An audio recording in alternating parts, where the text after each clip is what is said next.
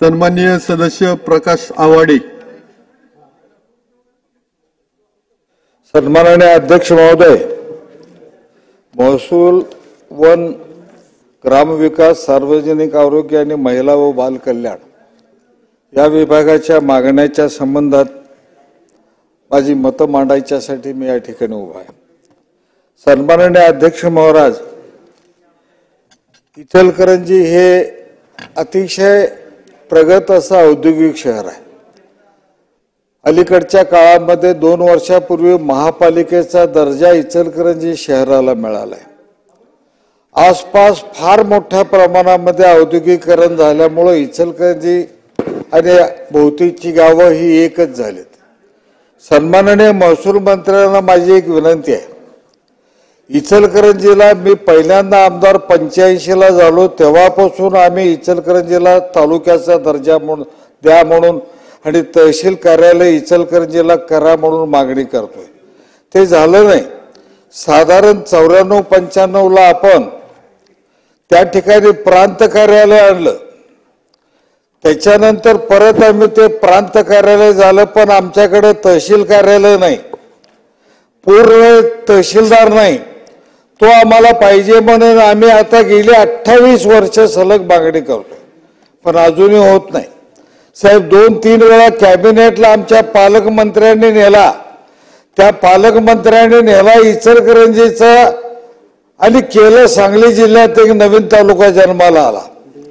असं वेगवेगळ्या प्रकाराने वेगवेगळ्या पद्धतीनं आमचं तिथपर्यंत जातंय, तिथे गेल्यानंतर आणि बदलतंय किंवा थांबतंय। आमची विनंती आहे, फार मोठी अपेक्षा आहे लोकांची।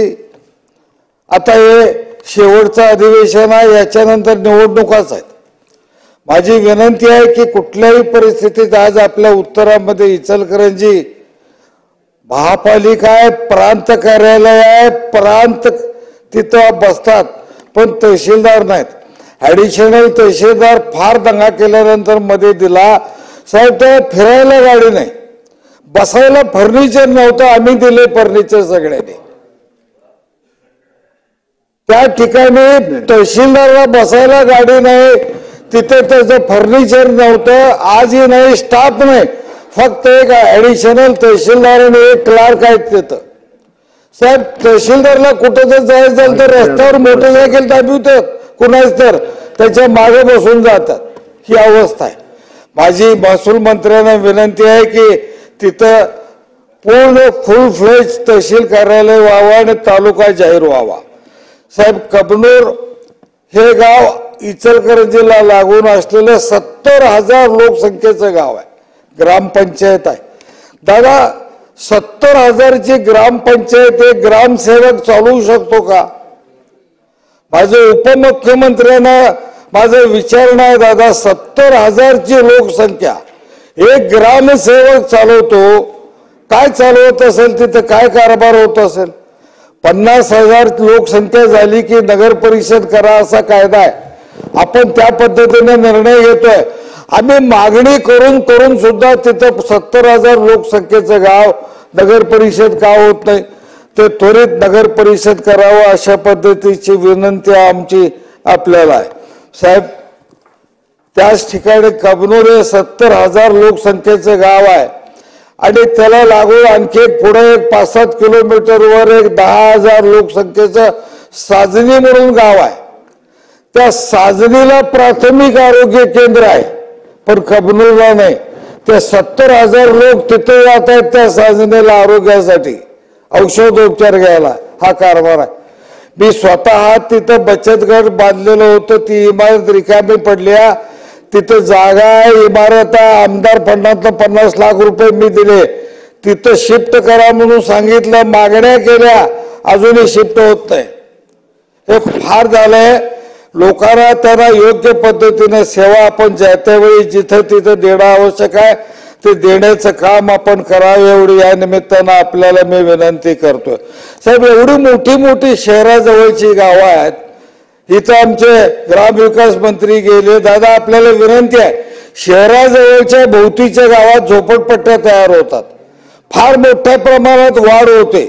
शहरात जागा महाग आहेत म्हणून ते ग्रामपंचायतीच्या हद्दीत गरीब लोक घेतात, कामगार घेतात, तिथं घरं बांधतात. काय लेआउट नसतो, काही नसतो, काय नसतो. त्यांना प्यायला पाणी पाहिजे असतं, रस्ता पाहिजे असतो, गटर पाहिजे असतं. हे इन्फ्रास्ट्रक्चर ग्रामपंचायतीकडनं होत नाही. एक स्वतंत्र निधी दादा, जिथं मोठी शहर आहेत, औद्योगिक शहर आहेत, त्याच्या भोवतीच्या गावांच्यासाठी स्वतंत्र काय ना काय त्यांना इन्फ्रास्ट्रक्चर द्यायसाठी एक निधी उपलब्ध करून द्यावा अशी माझी आपल्याला विनंती आहे. दादा, इचलकरंजीला शासकीय हॉस्पिटल आहे, ते होतं नगरपालिकेचं. 2016ला तुम्ही घेतलं, शासनाने घेतलं. 2016ला ज्यावेळी घेतलं त्यावेळी दरवर्षी 11 कोटी रुपये तुम्ही त्या हॉस्पिटलसाठी खर्च करायचे होते. आजपर्यंत काही केलं नाही. मध्यंतरी आपण त्या हॉस्पिटलच्या बांधकामासाठी आपण निधी दिला. अतिशय चांगलं हॉस्पिटल झालं, 300 बेडचं हॉस्पिटल आहे.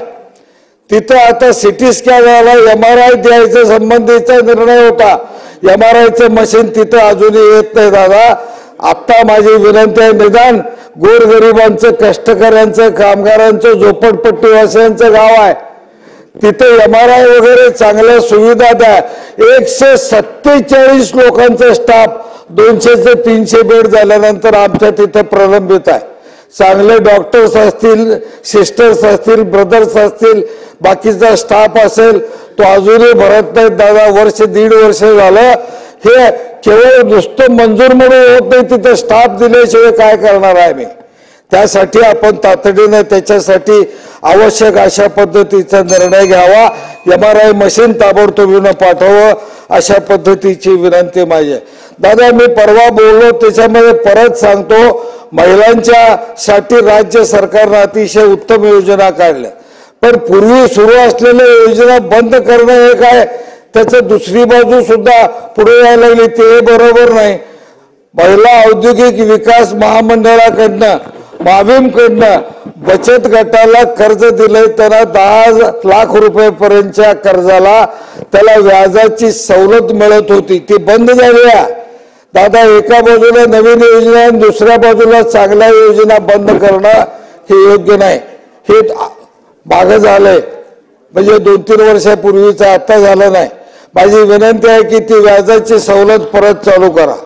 महिलांच्या बचत गटाच्या मार्फत त्यांनी एखादा छोटा उद्योग सुरू केला की आपण एवढे वेगवेगळे नवीन मंडळ करतोय, त्यातल्या सगळ्यांना सरसकट 10,000ची व्याज आपण गव्हर्नमेंट भरतोय. आणि या महिलांच्या औद्योगिक संस्था त्यांनी काढल्या, तर त्यांना देत असलेले व्याजाची सवलत बंद करतोय. ते बरोबर नाही. त्यांना तातडीनं त्यांनाही आपण व्याजाची सवलत लागू करावी एवढी विनंती करतोय. आणि आमचा तालुका जाहीर करा, स्वतंत्र मामलेदार द्या एवढी विनंती करतोय. मी आता बोललेल्या मागणीचा विचार करून मान्य करावा एवढं सांगून थांबतोय.